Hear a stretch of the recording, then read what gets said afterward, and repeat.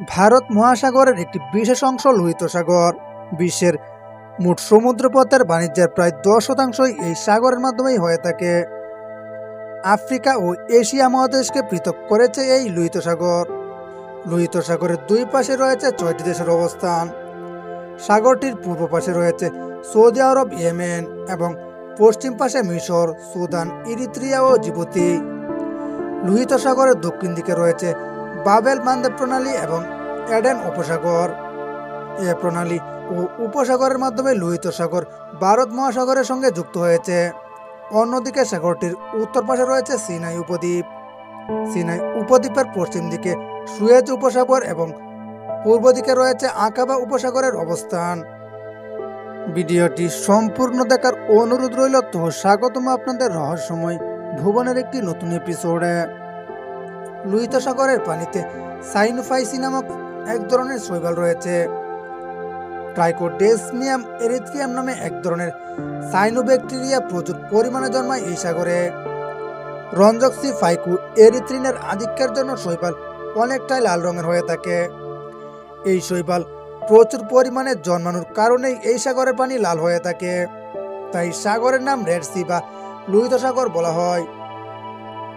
লোহিত সাগরের আয়তন প্রায় 4,38,000 বর্গ কিলোমিটার।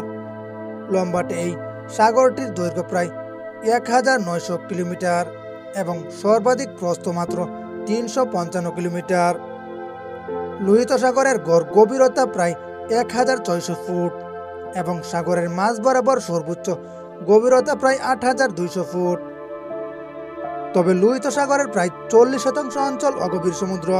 কোনো স্থলভাগের নিকটবর্তী অগভীর সামুদ্রিক অঞ্চলকে মহীসোপান বলা হয়। মহীসোপানের গভীরতা সাধারণত 500 থেকে 600 ফুটের মতো হওয়ায় মহীসোপান এলাকার জলের বৈশিষ্ট্য আলাদা। লোহিত সাগরের মহীসোপান অত্যন্ত প্রশস্ত হওয়ায় এ সাগরে রয়েছে নানা ধরনের জলজ প্রাণী। লোহিত সাগরে আছে প্রায় 1,000 প্রজাতির অমেরুদণ্ডী প্রাণী, 300 প্রজাতির প্রবাল এবং 1,000 প্রজাতির নানা ধরনের মাছ। এসব প্রজাতির 10% অন্য কোথাও পাওয়া যায় না। এখানে হাঙর রয়েছে 10 প্রজাতির, কচ্ছপ 4 প্রজাতির। অন্যান্য পানির মধ্যে রয়েছে বিভিন্ন প্রজাতির ডুগং। এই সাগরের পানির উপর এবং নিচের সৌন্দর্যকে পুঁজি করে গড়ে উঠেছে অসংখ্য পর্যটন ব্যবস্থা। লোহিত সাগরকে ভূমধ্যসাগরের সঙ্গে যুক্ত করেছে সুয়েজ খাল। সমুদ্রপথে ইউরোপ থেকে এশিয়ার দূরত্ব কমাতে সুয়েজ খাল খনন করা হয়েছিল। এরপর থেকে বিশ্বের প্রায় 10%-এরও বেশি সামুদ্রিক বাণিজ্য লোহিত সাগরের মাধ্যমেই হয়ে থাকে। তাই লোহিত সাগরকে বিশ্ব বাণিজ্যের ধমনীও বলা হয়। সম্প্রতি ভয়ঙ্কর এক বিষয়ের খোঁজ মিলেছে লোহিত সাগরে।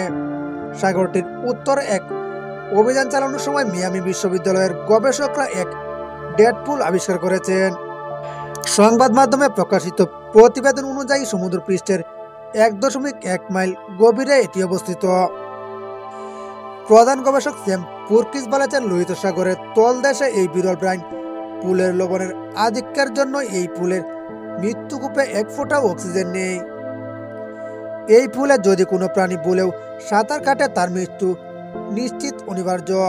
পুলটির পরিমাপ 1,07,000 বর্গ ফুট, যা যুক্তরাজ্যের ম্যানহাটান সিটি থেকেও অনেকটা বড়।